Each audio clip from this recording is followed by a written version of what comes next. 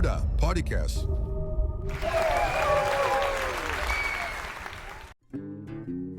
Saya Arto Biantoro, seorang brand aktivis yang telah mempelajari dan mengamati dunia brand sejak 20 tahun yang lalu. Brand bukan cuma soal profit, tapi soal memberi lapangan pekerjaan, mengentaskan kemiskinan. Halo Sobat Tua Muda, selamat datang di podcast STM, Sobat Tua Muda. Tempat ngobrol santai tapi bermakna, dari generasi yang udah kenyang makan asam garam, sampai yang masih nyari rasa di dunia yang cepat banget berubah.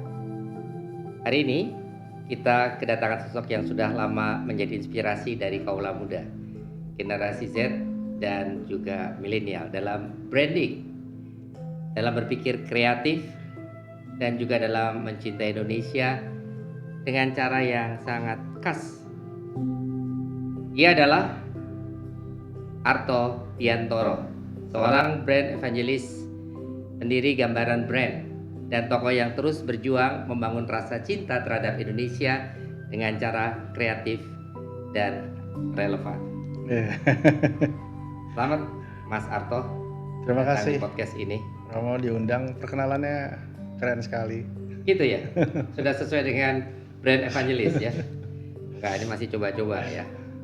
Baik, dan dia ini adalah putra kedua dari salah satu Master of Ceremony terkenal Indonesia yang sudah melegenda di era tahun 80-90 tahunnya saya dulu ya. Dengan macam-macam kuis bersama dengan Ibu Ani Sumadi ya, yang generasi Z dan milenial kagak kenal. Dialah almarhum Bapak Chris Biantoro. Bagaimana rasanya menjadi anak seorang Bapak Chris Biantoro yang cukup famous pada masanya? Ya, terima kasih Romo. Pada masa itu tentu sangat, ini mungkin kesaksian para anak artis ya, Gitu yang ya. lahir di era 70-an 80-an. Gitu ya. Sebagian besar dari kami kadang-kadang merasa tidak terlalu nyaman ya, karena selalu dibandingkan dengan orang tua. Pertanyaan yang paling sederhana misalnya kadang-kadang bisa nyanyi nggak kayak ayah gitu kan? Bisa kan? Ya bisa sih, bisa, cuma bapak lebih jago lagi nyanyinya. Jadi pertanyaan itu sama dengan pertanyaan seseorang yang bertanya kepada seorang perempuan, kapan menikah gitu kan? Itu pertanyaannya sama. Nanti abis itu kalau sudah menikah, kapan punya anak? Nah itu kira-kira feeling dan perasaannya sama. Tapi lambat laun semakin. Tapi setelah bapak berusia senja, bahkan setelah bapak nggak ada ya, saya baru menyadari bahwa kita semua sebenarnya punya atau memiliki panggilan itu. Kita punya DNA yang sama. Dan satu hal yang saya pelajari ternyata kalau kita googling nama Chris Biantoro, selalu beritanya berita baik tentang nasionalisme, kebangsaan. Nggak ada tuh Chris Biantoro korupsi gitu ya, nggak ada berita-berita seperti dia memang, itu. aku tahu dia orang yang sangat strict mengenai Ya sangat, integritasnya sangat tinggi sekali. Jadi ya kemudian timbul sedikit penyesalan mengapa saat itu saya begitu resisten terhadap nama besar Chris Biantoro. Saya sendiri tidak pernah menggunakan nama Biantoro. Sekarang saja namanya Arto Biantoro. Tapi sebelum ada bapak, saya memanggil diri saya Arto Subiantoro karena nama sesungguhnya adalah Arto Subiantoro. Tapi setelah bapak nggak ada, saya berpikir untuk meneruskan legacy beliau, dan ada satu DNA yang sangat kuat sekali dalam keluarga kami tentang kebangsaan. Saya menggunakan nama Biantoro dan ternyata itu responnya sangat positif. Banyak hal-hal yang saya lakukan dengan istilahnya dipermudahkan ya, dengan menggunakan nama itu. Tahu kenapa? Nggak tahu. Karena Biantoro dekat dengan Bintoro. Kamu nggak sih? Setuju. Setuju. Boleh banget, boleh. Oke, saya masih mau tanya karena saya punya pengalaman sangat genuine untuk Bapak ya. Saya kaget, saya masih remaja. Saya baru tahu kalau Bapak itu punya istri seorang Vietnam. Nggak tahu ketemunya gimana.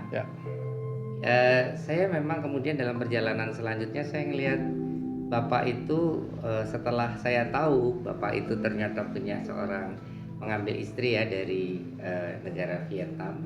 Lalu anaknya juga saya kenal karena pernah sama-sama temu 6 kolese di Ya. Seminari Partoyudan. Kakak berarti Kakaknya ya? Mas Arto ya. Ya. Mas Anto. Anto ya. Ya. Hitam kayaknya saya masih itu anaknya Krisbiantoro. Lalu setelah itu saya menyaksikan Bapak sering main di film-film perjuangan. Itu yang Ya. ada di dalam rekaman saya remaja Ya. pada saat itu. Cerita deh, gimana ibu dulu bisa disunting Bapak di Vietnam gitu. Iya, ini ceritanya panjang tapi mungkin secara singkat ya. Dalam kaitan dengan Bapak itu punya istri Vietnam tapi sangat Indonesianis gitu loh. Iya, Bapak lahir tahun 38. Jadi lahir pada masa era perang kemerdekaan. Jadi nasionalisme sangat tinggi sekali. Pasti. Tapi hidupnya pas-pasan, meskipun tidak miskin-miskin Bapak sekali. gimana ya? Dari Magelang. Oh, Bapak dari Magelang. kalau itu kota Tangsi. Kota Tangsi, betul. Kurang 2 cm, 3 cm katanya ketika mau Oh, mau masuk AMN ya dulu ya. Ya. Kalau 38 Akademi ya Militer. maksudnya AMN itu. ya akademi Sebelum militer. Akademi Militer namanya AMN. Oh, Betul. gitu. Jadi sangat cinta mati dengan dunia ketentaraan lah ya. Militer. Dunia militer, angkatan darat, angkatan Sorry laut. saya potong karena Angkatan saya tahu udara. Bapak punya mobil gas Mobil dari gas. Angkatan Udara. Ya, ya. Ya. Ya. Oke, lanjut. Ya, kita punya mobil gas kalau nggak salah tahun 76, 77. Kami membeli mobil itu. Nah, sampai sekarang masih ada, saya masih rawat. Luar biasa. Luar biasa.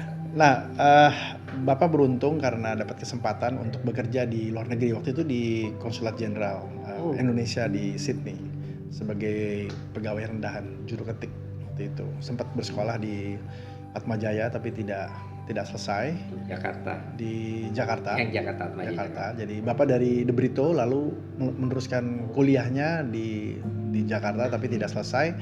Lalu akhirnya mendapatkan kesempatan bekerja sebagai pegawai rendahan juru ketik di Konsulat Jenderal di Sydney. Dan waktu itu Bapak memang sudah ahli, pinter main gitar, nyanyi, suaranya memang udah bagus. Jadi dari Lalu begitu. SMA selalu tampil ngajar musik, ngajar lagu, dan pada saat itu lagu Dondong Opo Salah memang sudah Bapak ciptakan ya. Itu yang ciptakan Bapak ya? Itu Bapak Ini yang baru saya ciptakan. tahu. Ya. Dondong opo salah. Duku cili-cili. Ya, Gendong oto munda. ya, ya. Laku timi-timi. Lanjut. Ya itu cerita tentang salah satu saudara kami. Jadi, Oh gitu. ya. Wah, Nah, luar biasa. Bapak kemudian di waktu luangnya weekend biasanya Sabtu Minggu itu mengajar musik Indonesia di warga Australia di sana pada saat itu. Dan ibu kebetulan datang dari dunia yang berbeda. Ibu adalah seorang sarjana hukum. Oh, jadi ketemunya di Sydney. ketemu di sini, bukan di Oh. Vietnam. Ibu di Sydney dikirim dalam program yang namanya Colombo Plan kalau orang mau pernah dengar. sih Colombo Plan. Ya, ini program untuk mahasiswa-mahasiswi dari negara-negara Asia Tenggara. Termasuk di Yogyakarta ada tempat Ya. namanya Colombo karena di situ Ya, dari hasil Colombo Plan ada mahasiswa-mahasiswi ya. yang belajar dan bertempat tinggal di daerah Colombo, Yogyakarta. Lanjut. Baru tahu malah. Oh, baru tahu juga. Oh Di iya. Yogyakarta berarti Ya, ya. Yogyakarta 21 tahun saya di sana. Ya. Nah, ibu mendapatkan beasiswa sebagai seorang sarjana hukum di sana, notaris. Jadi sangat jarang sekali di Vietnam pada saat itu perempuan kemudian melanjutkan pendidikan di sekolah tinggi. Dan ibu memang datang dari keluarga yang lebih mungkin lebih berada bisa dikatakan karena keluarganya itu kebanyakan datang dari hakim, jaksa, dunia militer. Jadi memang cukup terpandang. Pada saat itu perang Vietnam baru mulai pecah ya tahun 65-66. Jadi ibu akhirnya sekolah ke Sydney Itu di tahun 65 kira-kira. 65, 64, 65. Dan pada satu saat ada sebuah acara namanya Malam International Student Night. Nah, Bapak ini punya sahabat orang bule, orang Australia asli yang sebenarnya dia yang tertarik pada mami, saya panggilnya ibu, tertarik sama ibu. Tapi dia nggak berani untuk ngomong. Jadi diajak temennya orang Indonesia namanya Chris Biantoro itu. Oh, Chris bantuin saya dong, saya ada rupanya acara. memang pelajar itu untuk mencari calon Bantuin dong, saya pendamping. tertarik nih sama satu perempuan Vietnam tapi saya nggak berani approach gitu karena kalian kan orang Asia, jadi temenin saya dong gitu untuk datang di acara itu. Nah yang menarik kemudian ibu malah terbalik ya, ibu jatuh cinta pada bapak kan gitu. Jadi ini kisah Ini cerita biasa. cinta segitiga yang sangat indah sekali. Luar biasa. Pada akhirnya Om ini yang kemudian beberapa puluh tahun kemudian datang dan saya pernah ketemu, itu akhirnya mengatakan saya mencintai kamu, tapi ketika kamu mencintai orang lain saya rela untuk melepaskannya, dan selama kamu bahagia maka saya akan mendukungmu. Jadi itu Pikiran untuk dibuat novel nih kayaknya. Cinta segitiga tetapi ada keikhlasan ya. ya.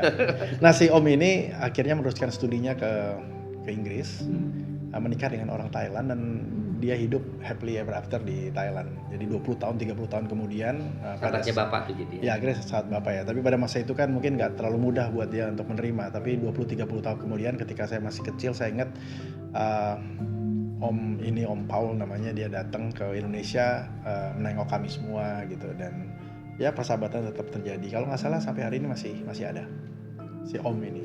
Nah bapak menikah dengan ibu tahun 66, lalu mereka di Sydney, kakak lahir, Mas Santo lahir. 3 tahun kemudian tahun 69 di Sydney, tahun 70 mereka memutuskan untuk pulang ke Indonesia. Nah ibu memang pada saat itu juga dalam situasi yang sulit karena tahun itu kan tahun dimana kita perang, tapi kita juga mengalami itu mau G30S PKI kan. Oke. Jadi pada saat itu di Vietnam juga sama, terjadi perang antara nasionalis dengan komunis. Jadi orang tua ibu nih merasa khawatir anaknya menikah dengan kaum komunis. Sementara yang di Indonesia juga khawatir karena anaknya mungkin akan menikah dengan kaum komunis dari Vietnam. Jadi dua-duanya takut sehingga mereka menikah dengan cara yang hari ini kita sebut namanya kawin lari. Jadi mereka kemudian menikah secara diam-diam tanpa persetujuan. Nah itu cerita yang cukup menarik karena saya sempat dikasih lihat beberapa menyurat dari kedua orang tua gitu ya, tentang bagaimana mereka tidak menerima dan lain-lain. Tapi ya strateginya sama lah, begitu anak lahir dibawa ke 68, 67 kan? 69. Oh, anak kedua. Anak pertama. Oh, anak pertama. Oh, ya. Anto, ya. Itu anak pertama ya, 69 ya. 69. Lalu akhirnya dibawa ke Vietnam dan luluh lantaklah hati kedua orang tua. Dan ibu akhirnya pulang ke Indonesia dan sejak tahun 70 sudah menjadi warga negara Republik Indonesia sampai sekarang. Cinta mati sama Indonesia dan tidak pernah kembali lagi ke Vietnam. Menarik nih. Jadi saya ambil dari sisi yang sangat human dari ibu ya. Yang bukan dari akar Indonesia tapi menjadi Indonesianis. Ya. Bahkan dari akar yang sebetulnya ada pada kegalauan atau juga mungkin luka ya, perang ya. Vietnam yang baru kemudian Saigon itu jatuh ke Viet Cong 75. Jadi memang suasananya kan seperti itu ya Vietnam. Dan mulai bangkit setelah. Oke. Menarik. Saya juga baru tahu karena saya masih ingat itu. Jadi kaget pada saat saya tahu sebagai remaja Bapak itu ternyata beliau menyampaikan istri saya orang Vietnam gitu. Dan juga ada cerita kawin lari itu saya ingat itu Bapak cerita juga itu dalam TV ya. Dalam salah satu program itu ya. Dan itu keputusan yang sangat berat sekali karena mereka jatuh cinta hanya dalam waktu kurang dari 1 tahun. Jadi kemudian bagaimana seorang perempuan dari Vietnam menikah dengan seseorang yang tidak dikenal, hanya dikenal dalam waktu 1 tahun. Pada saat itu juga Bapak bukanlah seorang artis yang dikenal luas gitu, hanya pernah menyanyi dan menciptakan lagu. Jadi hidup mereka sangat susah ya. Saya dengar cerita dari Bapak dan Ibu tuh selalu kita hidupnya susah, tinggal di Tebet, di jalur hijau. Setelah di Jakarta cuma punya 1 Vespa kecil lalu dijual dan segala macam cerita-cerita itu. Saya pikir wah hebat juga nih ibu nih berani ngambil resiko menikah dengan seorang yang nggak dikenal ya. Oke, luar biasa. Untuk menjadi seorang Indonesianis juga ya sebetulnya ibu ya. Oke, Mas Arto.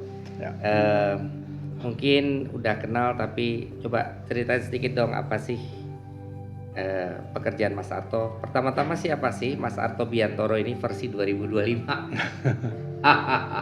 Ini juga supaya para Ya. netizen ya dari Gen Z dan milenial ini tahu ya kiprah Mas Arto Biantoro versi 2025.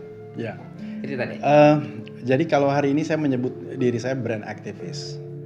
Brand Bukan aktivis. brand evangelis. Ya atau- di dalamnya ada evangelisasinya gitu. Oh, Jadi aktivis itu sebenarnya karena saya melakukan banyak hal yang berhubungan dengan perkembangan dunia brand dan branding dalam berbagai bentuk ya. Saya menulis buku, ada podcast juga, acara radio, acara televisi. Kami mendevelop brand-brand juga sejak tahun 2006. Jadi kegiatannya macam-macam, tapi dalam dunia brand dan branding. Sehingga ya saya menyebut diri saya sebagai seorang brand aktivis lebih tepat. sorry deh, latar belakangnya sebenarnya apa dari pendidikan formal? Lulus SMA 92 di College Canisius. Hmm? Lalu saya beruntung karena punya ayah yang bisa bayarin sekolah, jadi saya sekolah ke Amerika selama 10 tahun di San Francisco. Oh, Ya, lalu saya ambil 2 major, satu Management Information System, satu lagi Advertising Design. oh itu Ya, dia. jadi menggabungkan antara pada saat itu ya kreativitas dan bisnis. Tapi lambat laun secara tidak sengaja salah satu pekerjaan saya sebagai seorang creative directors atau art directors lebih tepatnya mendesain iklan-iklan untuk multinational company, agency, International company. di international company yang ada di Jakarta. Di Jakarta. Sempat kerja dulu di Amerika beberapa tahun. Boleh disebut 1, 2. Brand-brand yang waktu itu saya kerjakan, waktu saya kembali ya salah satunya brand nomor 1 di dunia pada saat itu ya Coca-Cola. Jadi ya hampir sepanjang karir saya di dunia profesional saya banyak mengerjakan project-project untuk brand-brand internasional yang ada di Indonesia. Luar biasa. Dan di situ secara tidak sengaja saya belajar tentang bagaimana brand diciptakan. Dan pada saat itu memang brand masih dalam ranah komersial, artinya produk makanan, baju, pakaian, bank itu masuk ke dalam ranah perkembangan brand karena memang ilmu brand diciptakan oleh orang-orang bisnis ya, orang-orang ekonomi untuk meningkatkan sebuah nilai. Jadi katakanlah kalau Romo pernah minum secangkir kopi lalu dengan pendekatan brand ya kopi itu bisa jadi 40.000 gitu kan dari harga 4.000. Ya. Nah itu adalah peran dari ilmu brand. Itu added value. Itu added value. Jadi tugas brand adalah menciptakan persepsi sehingga dia menciptakan added value sehingga orang bener-bener cinta mati buta dan Nggak mau yang lain. nggak mau yang lain dan Fanatik. rela membayar berapapun yang harus dikeluarkan. Oke. Dari 2006 ya berkecimpung di brand ya. Dari 2006. 2006 sampai 2025. Ada nggak pergeseran dari nilai-nilai yang kan jadi subjeknya atau the customer is apa namanya para penikmat ya yang kemudian akhirnya menjadi fanatik terhadap brand tersebut. Ya. Ada nggak pergeseran dari tahun 2008 sampai 2000 atau sama saja? Dinamikanya seperti apa kalau boleh tahu? Secara prinsip kalau kita bicara tentang ilmu brand, dia memiliki fungsi yang sangat jelas yaitu menciptakan persepsi. Persepsi ini kemudian menciptakan relasi karena dengan persepsi yang spesifik, yang clear, maka relasi dibangun. Nah ketika relasi dibangun, baru tuh masuk yang namanya marketing atau selling. Karena ilmu brand itu fungsinya sebenarnya tidak meningkatkan penjualan, tapi dia membangun relasi lewat persepsi yang didesain. Ini keren ya. Ya. Jadi dulu seorang Romo ya begini karakternya, tapi hari ini kita bisa mendesain. Romo harus begini ya, Romo nanti bajunya harus begini ya. Nah itu namanya perception creation, didesain sedemikian rupa sehingga Romo akan terlihat seperti ini. Sehingga kemudian audiensnya Romo akan merespon dengan seperti ini. So, semuanya sudah by design. Nah, ketika itu sudah terbentuk tuh Mo, sisanya urusan marketing. Marketing kemudian menawarkan produk. Kalau dalam hal ini mungkin Romo menawarkan program misalnya. Karena sudah, saya mau katakanlah saya mau ziarah atau saya mau pergi ke sebuah tempat gitu ya. Dan saya maunya sama dia gitu. Karena persepsi drivennya udah kebangun, marketing tinggal menawarkan, sales menutupnya dengan penjualan.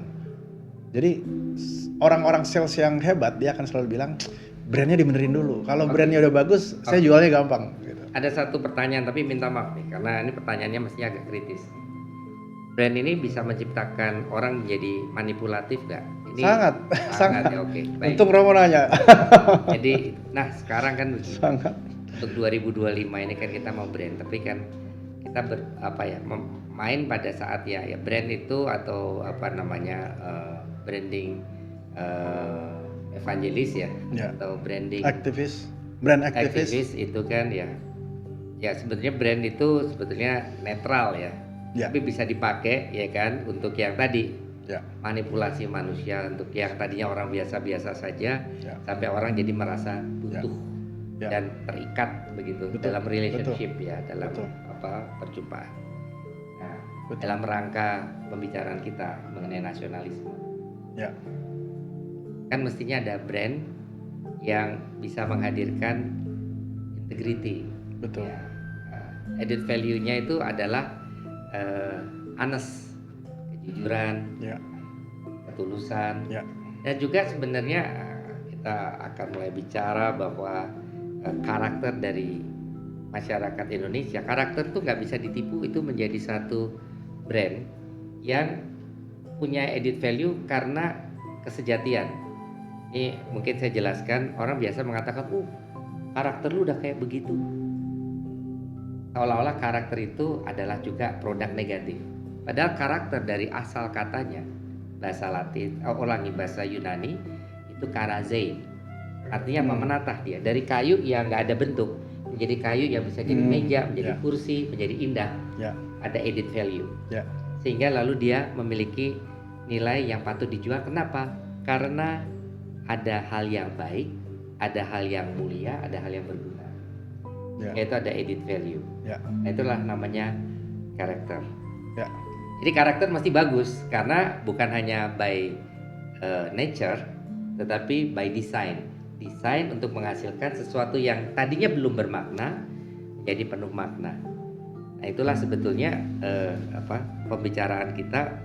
Kayaknya memang nanti untuk generasi Z dan milenial memang perlu mempunyai diskresi ya, membedakan mana nih yang namanya brand untuk kemudian demi fulus Ya. dan brand yang kemudian menciptakan karena ada integrity ya, ada karakter yang tercipta secara baik. Katakanlah Ya. dalam masyarakat Jepang, Ya. budaya untuk setelah nonton bola gitu kan, mereka Membersihkan membersihkan itu bukan sesuatu yang Baik. mau ya baik, yang bukan hanya mau manipulatif lalu seolah-olah pencitraan, tetapi memang itu menjadi karakter orang Jepang. Ya.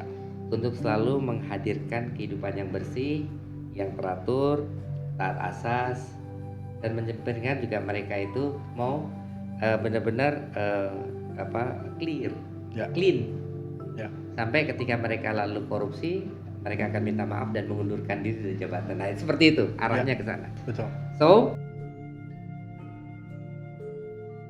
So, titik balik yang bikin Mas sekarang fokus pada isu kebangsaan lewat branding dan storytelling yang sekarang juga mungkin mulai dikerjakan. Tadi Ya. saya dengar Mas Arto tuh juga menulis. Ya. Cerita deh. Ya, beruntung karena punya ayah yang sangat nasionalis. Sekali lagi dari ayah ya, dari Ayah modeling. dan modeling ayah dan karakter kuat ibu ya, yang sangat dia berani kan, sangat tegas gitu. Saya tumbuh dalam satu kondisi yang sejak SMA sudah sadar bahwa kita punya tanggung jawab, bukan punya hak tapi kita punya tanggung jawab. Jadi waktu saya berangkat ke Amerika, Bapak pernah bilang, kamu pergi ambil ilmunya, bangun dan pulang dan bangun negerimu.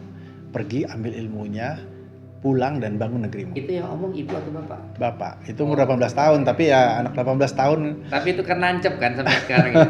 Tapi nancep kan, artinya sampai sekarang dikatakan ulang. Betul, Apa yang betul. disampaikan bapak, Betul. artinya kan berkesan banget ya. Sangat Oke. loh, dan ya pada saat itu saya nggak tahu apa artinya. Tapi kemudian setelah saya sekolah di Amerika, saya mendapatkan banyak kesempatan. Lalu saya pulang ke Indonesia, saya melamar sebagai seorang art director. Karir saya lumayan lancar sekali. Art director itu artinya Art director tuh jenis pekerjaan, sementara creative director tuh jabatan. Jadi kayak fotografer itu pekerjaan, tapi begitu dia menjadi seorang pimpinan redaksi ya namanya Di Pemret. salah satu Perusahaan stasiun. multinational Oh, bukan. agency terbesar. Oh, agency. Yang tadi saya ceritakan ke Romo di awal. Dan ya karirnya cukup cemerlang. Tahun pertama saya sudah sempat memenangkan Citra Pariwara, itu semacam kayak kompetisi iklan tahun 2000 awal. Tahun 2000. Masih di Amerika? Setelah pulang dari Amerika. Setelah pulang dari Amerika. Dan mulai mengerjakan banyak sekali proyek-proyek yang berkaitan dengan brand. Nah, yang menarik karena setiap kali saya harus membuat materi iklan yang sering kita lihat di televisi itu. Pada zaman itu, kami harus belajar fundamental dari brand itu. Sebagai contoh misalnya ketika saya harus membuat iklan untuk Honda Accord misalnya. Ya kita nggak bisa langsung bikin iklan untuk Honda Accord. Saya harus baca siapa itu Soichiro Honda, apa filsafat hidupnya, mengapa ia menciptakan mobil dengan bentuk yang seperti itu. Jadi hampir setiap project kita harus baca founder dari setiap brand yang kita akan buat iklan ini. Lama-lama saya menemukan pattern, oh berarti semua dimulai dari founder. Founder tuh pasti punya pengalaman hidup yang membentuk dia menjadi seperti ini. Dari situ dia membuat sebuah gagasan. Nah, kira-kira polanya seperti itu. Saat itu tahun 2006 kita belum punya internet, teknologi masih sangat terbatas sekali. Ilmu tentang brand memang sangat langka sekali karena ini memang ilmu tingkat tinggi yang biasa dipergunakan di korporasi-korporasi besar di Amerika, di Eropa untuk membangun sebuah strategic model ya katakanlah gitu. Jadi banyak dipergunakan oleh perusahaan-perusahaan besar, Nike, Disney, Starbucks, mereka udah terbiasa dengan itu. Tapi di Indonesia pada saat itu tahun 2006 ya ilmu itu belum di crack, belum bisa dipecahkan.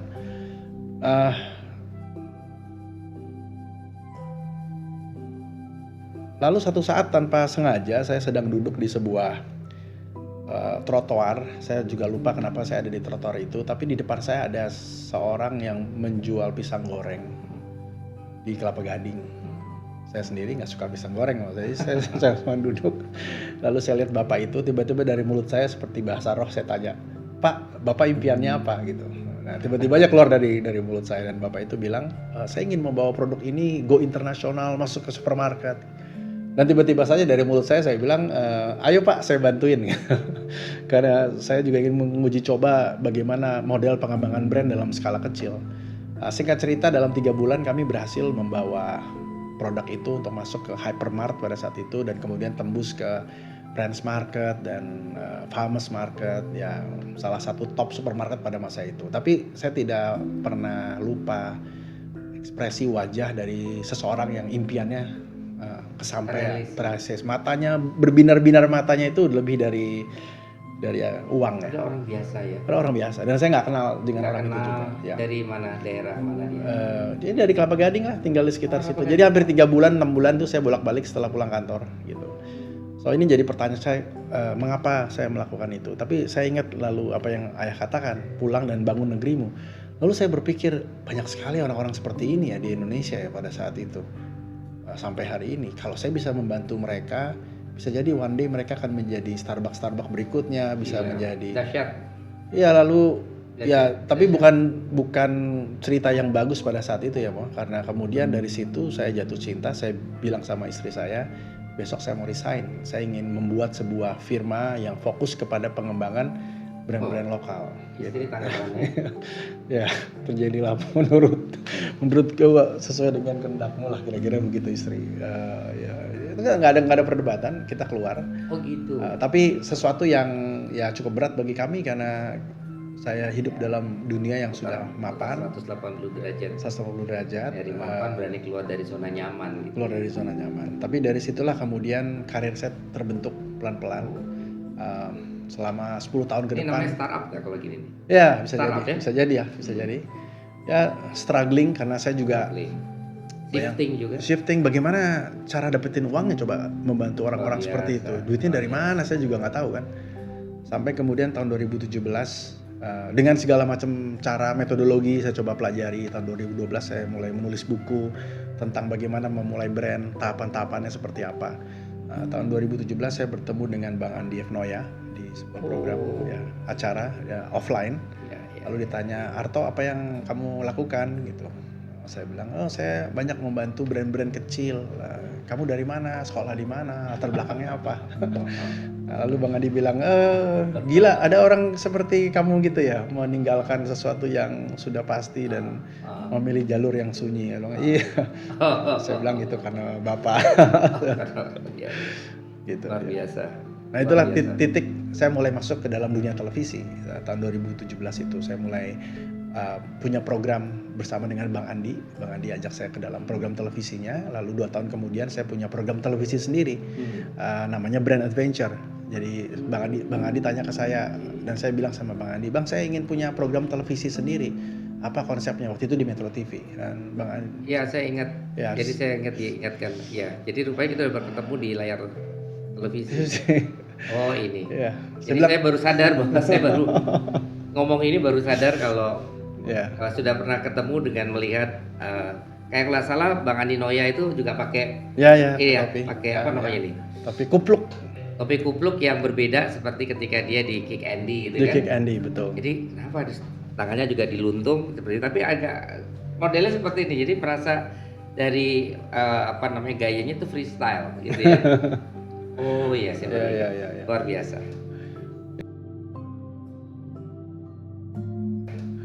Ya. Oke, nah kaitannya dengan nasionalisme, kira-kira kalau dibahas dalam bahasa yang relate bukan untuk Gen Z dan milenial sekarang, kira-kira apakah nasionalisme itu masih keren di mata anak muda? Tantangan terbesar untuk anak muda sekarang yang bagaimana mereka dihidupkan untuk menjadi bangga terhadap Indonesia dan nasionalisme.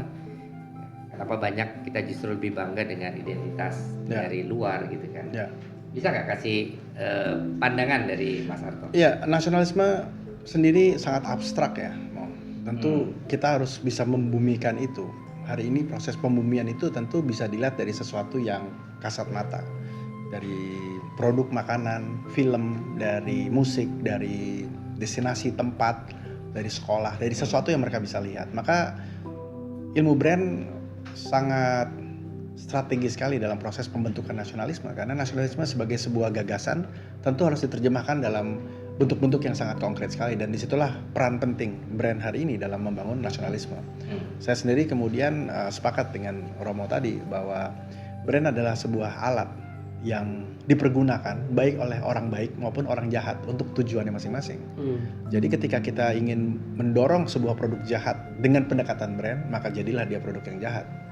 Dan ketika dia ingin mendorong sebagai produk yang baik, maka jadilah dia produk yang baik. Tergantung dari siapa yang ada di belakang layar, the man behind the gun.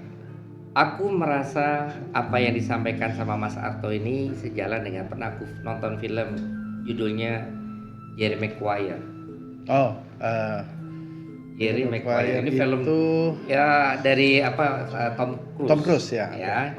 Mungkin banyak yang udah nggak nonton lagi tuh. Tapi inspirasinya dari Jerry Maguire persis seperti yang disampaikan sama Mas Arto, di mana terjadi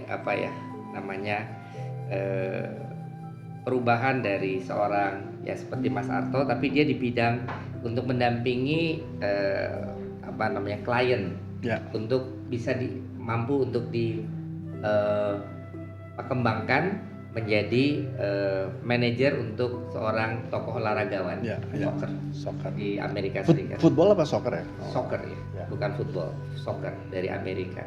Lalu Jerry Maguire ini mencoba untuk berpikir yang berbeda persis ya, sehingga dia dikecam, dia resign, lalu dia mulai melaksanakan sendiri karena dia tidak mengabdi pada manipulasi atau pokoknya yang penting gue dapat duit banyak. Tetapi sejauh mana gue bisa memberikan makna dari seorang yang mau gue siapin. Persis tadi seperti cerita tentang pisang goreng. Mungkin Mas Arto nggak suka, tetapi ada orang yang serta-merta Mas Arto menanyakan dan dia punya mimpi, dan Mas Arto berjuang untuk orang itu. Dan setelah itu mendapatkan inspirasi, udah kalau gitu gue banting setir aja. Dan yang dikerjakan ternyata bukan mencari uang ansih pada dirinya sendiri, tetapi bagaimana menemukan sebuah karakter. Dan itulah sebetulnya menurut saya kalau tadi dibilang absurd atau abstrak ya tentang nasionalisme, sebenarnya konkret banget mengenai bagaimana memperjuangkan orang lain. Sederhananya begini deh.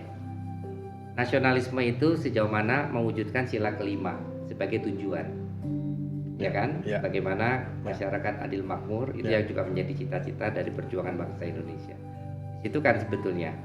Jadi orang-orang yang kemudian mengikuti jejak entah Mas Arto, entah Jerry Maguire dalam film itu, dan siapapun yang kemudian juga di dalam programannya yang pernah dibuat juga bersama dengan Mas Andi Noya itu, Bang Andi Noya, kiranya menurut saya mengajak orang-orang terinspirasi untuk berbuat, memikirkan orang lain, gimana kita juga punya mimpi untuk membesarkan orang itu ya secara integrated sehingga add value-nya itu nilai tambah dalam hasil pekerjaan orang itu menjadi sungguh-sungguh punya nilai. Maka apakah Mas Arto misalnya punya rencana kayak begini tuh bukan hanya bikin acara di TV, tetapi tadi dengan menulis, dengan bikin film itu kan bisa menginspirasi lebih banyak ya. Seperti banyak film-film sekarang arahnya yang indie film kan ke sana, yang kemudian dinilai dari festival film baik yang nasional maupun internasional kan ke sana. Cerita nih. Jadi yang menarik di tahun 2019 setelah saya membuat program televisi sendiri, namanya Brand Adventure. Yes. Jadi saya naik sepeda motor mau keliling Indonesia, ingin memotret dan memberikan inspirasi bagi masyarakat Indonesia karena kita seringkali terinspirasi lewat katakanlah toko buku dan media tentang kisah sukses banyak entrepreneur dunia, the Starbucks way lah, the Mark Zuckerberg way lah, the Toyota way lah, the Disney way lah gitu kan. Tapi sebenarnya kita punya banyak sekali wisdom lokal kita yang tersebar di mana-mana dan mereka tidak pernah tercover ya. Pergi ke Kebumen aja kita bisa belajar banyak dari cerita-cerita di sana gitu. Jadi saya naik sepeda motor selama 2 tahun itu keliling. Kami tayangkan di live di Metro TV. Menjadi salah satu tayangan inspiratif juga pada masa itu. Dan yang menarik dari perjalanan itu, saya mulai dikenal banyak orang, mereka DM, kenalan. Mereka bilang, Mas Harto, saya melakukan apa yang Mas Harto lakukan juga, tapi di kota saya gitu, di kota masing-masing. Dan ini sebenarnya udah melakukan branding ya. Betul. Ya, sudah melakukan branding ya terhadap situasi-situasi lokal, kearifan lokal gitu ya. Iya, jadi justru saya melihat sebenarnya sudah ada orang-orang itu, tapi kemudian karena adanya layar kaca, mereka semua merasa terpanggil untuk, kita sebenarnya sama nih. Jadi mungkin saya tidak menciptakan, tapi saya mengumpulkan. Jadi orang-orang ini kemudian kontak kepada saya, mereka menjadi sahabat, jadi teman-teman. Dari 20 orang, lalu akhirnya menjadi 40 orang, lalu saya kumpulkan mereka di Jakarta. Kami mendeklarasikan sebuah organisasi perkumpulan yang namanya Indonesia Brand Activist Network, yaitu orang-orang yang bekerja untuk perkembangan brand-brand lokal di Indonesia secara sunyi dan senyap. Hari ini jumlah kami tersebar di 70 kota di 134 anggota. Jadi ada 134 orang seperti saya sekarang tersebar di 70 kota di seluruh Indonesia dan kami bergerak dalam proses pengembangan brand. Tapi bukan hanya basisnya dari sisi brand tadi kalau saya katakan untuk meningkatkan penjualan, tapi kami mencoba untuk menyeimbangkan dunia di Indonesia dalam konteks pemahaman brand dalam sisi yang lebih positif. Artinya dalam arti yang menghadirkan Indonesia. Betul. Menjual dalam arti positif ya. Kecintaan terhadap Indonesia betul, gitu ya. Betul. Jadi kita bikin gerakan desa, pemberdayaan perempuan, disabilitas, destinasi desa yang basisnya dengan pendekatan brand tapi berpihak pada nilai-nilai sosial tadi. Yes. Gitu. Ketika berhadapan dengan masyarakat yang sangat dinamis, mesti ada tantangan, mesti ada persoalan dalam dinamika. Cerita deh, gimana tantangan, apalagi startup yang mulai maju ya, kerap kali ketika berhadapan hambatan, tantangan, rintangan, langsung bintang jatuh gitu. Jadi tantangannya apa? Atau apalagi sekarang kita berhadapan dengan generasi strawberry ya, ya yang bagus di luar tapi lembek nih. Ya tentu tantangannya tentang tidak ada kebenaran tunggal ya. Jadi kalau kita bicara tentang kesuksesan, ambil contoh misalnya seringkali kita melihat dalam pendekatan brand kisah sukses coffee A, coffee B, dan selalu dilihat dari jumlah outlet, jumlah investasi, jumlah uang yang diletakkan oleh investor kepada brand tersebut. Tapi itu hanya salah satu parameter gitu. Dan kita punya banyak parameter yang lain. Artinya Seperti misalnya? misalnya kalau kita bicara tentang dampak di Indonesia Brand Activist Network, para aktivis kami itu hanya bisa menjadi aktivis kalau mereka membuat sebuah inisiasi apapun yang menjadi ciri khas mereka. Jadi kalau saya, meskipun saya bekerja dalam dunia brand, tapi inisiasi saya ada beberapa. Misalnya saya sedang membuat museum brand, gitu. Saya membuat gerakan namanya Extreme Impact. Jadi harus ada identity dari ketokohan kita atau sisi kita. That's the character, ya. That's the character tadi yang berpihak pada peradaban, kira-kira begitu. Luar biasa. Kami membuat KPI sendiri, dampak-dampak pengukuran sendiri yang harus kami ukur, dan kemudian kami bisa bilang bahwa gerakan kami bertumbuh. Apakah itu bertumbuh terhadap dampak atau bertumbuh pada generasi baru yang melakukan hal-hal yang sama. Jadi salah satu PR kita adalah melakukan regenerasi, menciptakan, katakanlah kalau hari ini Arto baru yang berpikir sama. Tadi kalau kita bicara evangelisasi, berarti bagaimana inisiatif ini juga bisa dilakukan oleh teman-teman di berbagai daerah dengan cara yang berbeda-beda, tapi dengan satu tujuan, yaitu membuat nyala api peradaban kita menjadi terus bertumbuh. Yang menarik tadi bahwa ada banyak kebenaran, tidak kebenaran tunggal. Dan kita mencari betul-betul ya dalam situasi yang berubah ya. Shifting itu menjadi kata kunci juga. Kalau kita itu tidak dinamis, tidak adaptif, kita tinggal masa lalu seperti dinosaurus yang punah gitu. Baik ya, terakhir mungkin ada kata kunci dari Mas Arto nih. Kalau misalnya sekarang saya kasih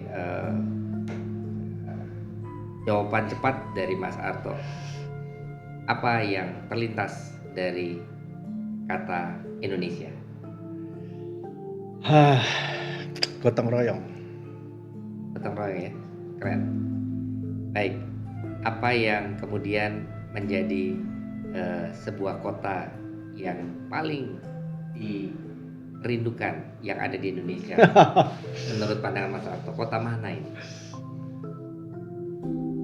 Magelang. Magelang. Oke, sedikit ingin tahu Magelang istimewanya apa di pandangan pribadi Mas Arto? Bapak lahir di Magelang. Kemudian itu kota nomor 2, kota tertua nomor 2 atau enggak nomor 3 di Indonesia. Mereka memiliki peradaban yang sangat panjang sekali, usianya sudah lebih dari 1100 tahun ya. Palembang yang pertama, yang kedua kalau nggak salah Salatiga, yang ketiga adalah Magelang. Mereka tumbuh dalam sebuah pola atau tempo yang sangat berbeda dengan kita di Jakarta khususnya, dengan kecepatan, sementara di sana dengan kelambatan. Dan sebenarnya model-model yang saya sebut dengan tumbuhnya kota-kota ketiga. Jadi bukan kota-kota kedua, tapi kota-kota ketiga yang akan merubah peradaban kita hari ini. Kota-kota ketiga menjadi sebuah model yang jarang dilihat oleh orang karena tidak seksi, tidak menarik. Kota yang dianggap katakanlah tertinggal gitu. Tapi sebenarnya kota-kota ketiga mereka membawa banyak sekali nilai-nilai budaya dan kultural kita yang sangat kuat sekali, yang pada akhirnya berputar kembali pada masa hari ini. Sehingga tadi ketika Romo tanya, gotong royong salah satunya adalah model-model yang diciptakan dari kota-kota ketiga, dari desa-desa. Kebetulan saya pencinta Romo Mangun, dan Romo Mangun mengatakan yang sama-sama Mas Arto, kota yang paling ideal, karena Romo Mangun juga pencipta untuk pemukiman. Dia mengatakan Magelang. Kenapa Magelang itu dinilai arsitekturnya sangat luar biasa? Karena memang di samping kota Tangsi. Jadi bicaranya bukan yang dulu, tapi kota Tangsi itu filosofinya pertama-tama di situ ada bukit Tidar yang menjadi paku bumi untuk Pulau Jawa. Karena pusat ya, sentral. Pasak bumi ya. Filosofinya dalam, karena disitulah sebetulnya kekuatan teritorial dari sebuah kekuatan, jadi kekuatan teritorial.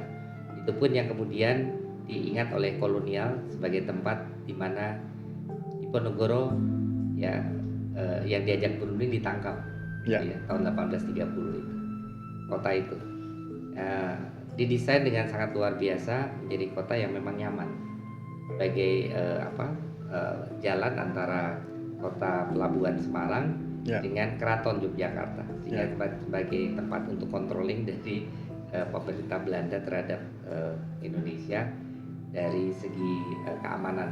Ya. Maka Akademi Militer AMN itu tahun 57 ya disiapkan di sana oleh Bung Karno. Ya. Jadi rupanya memang ini sangat luar biasa. Ya.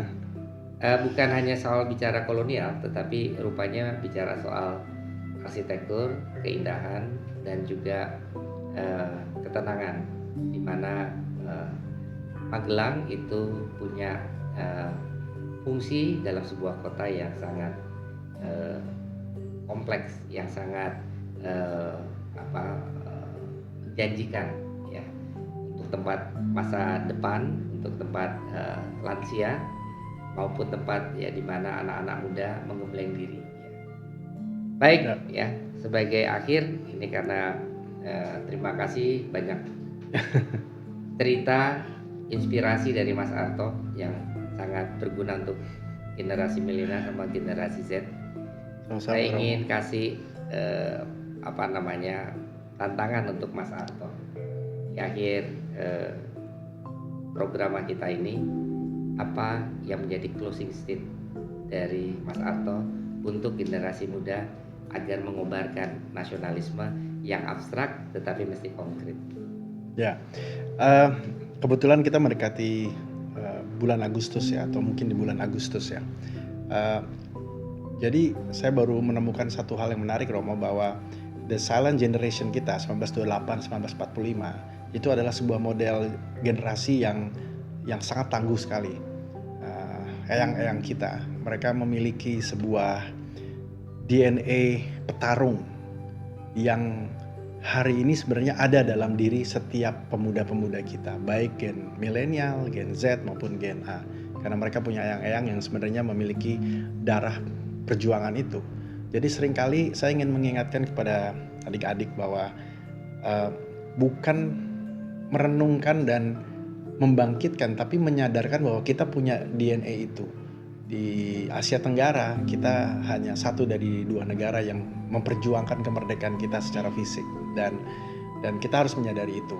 Jadi itu adalah poin paling penting, karena karakter tadi ya Rama bilang sudah ada dalam diri kita. Kita tinggal perlu membangkitkannya dan menyadarkan bahwa kita memiliki itu. Yang kedua, setiap dari kita, setiap orang mereka punya panggilannya masing-masing.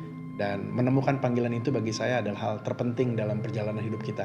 Meskipun mungkin adik-adik akan menemukannya pada usia 30, usia 40, tapi selalu temukan panggilan itu. Dan saya selalu beruntung tinggal di negara yang katanya banyak masalah. Karena masalah ini sebenarnya adalah ruang kita untuk berkreasi dan menemukan kreativitas. Jadi semakin banyak masalah, berarti semakin banyak solusi yang harus diciptakan, berarti semakin banyak opportunity dan kesempatan buat kita berkreasi. So, menyadari itu dan menyadari bahwa kita punya karakter pejuang untuk menciptakan hal baru dengan berbagai macam cara, saya rasa itu PR paling penting yang bukan hanya harus ditemukan oleh adik-adik kita, tapi juga bagian dari tanggung jawab kita di generasi yang lebih dewasa ya, untuk mendampingi mereka ke dalam titik itu. Dan itulah salah satu. Sebagai orang branding atau brand aktivis, coba deh kasih satu brand untuk Indonesia. Kurang lebih kalau Indonesia punya tagline kayak brand, apa versinya Mas Arto? Brand untuk Indonesia. Bukan itu ya, Wonderful Indonesia ya. Kira-kira yang ngajak kaum muda untuk menghadirkan nasionalisme dan membuat kesadaran nasionalisme supaya kaum muda kita menjadi fanatik dan sangat Indonesianis.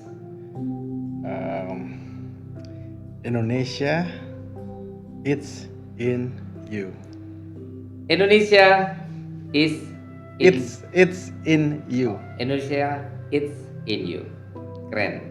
Dengan demikian kita pada sampai penghujung acara kita. Terima kasih Mas Arto. Romo, terima kasih banyak sudah diundang. Sukses untuk podcastnya tentu saja. tentunya bersama-sama dengan teman-teman dari alumni SMP Tarakanita dan SD Tarakanita, ya, kita mau menghadirkan sesuatu Keren, yang kita keren. hadirkan untuk Indonesia. Keren. Demikian para kaula muda dan mereka yang berjiwa muda, mari kita hadirkan semangat untuk semakin Indonesia, semakin menghadirkan branding Indonesia. Bisa diulang lagi, Mas? It's in you. Indonesia, it's in you. Salam sehat, berlimpah berkat, merdeka.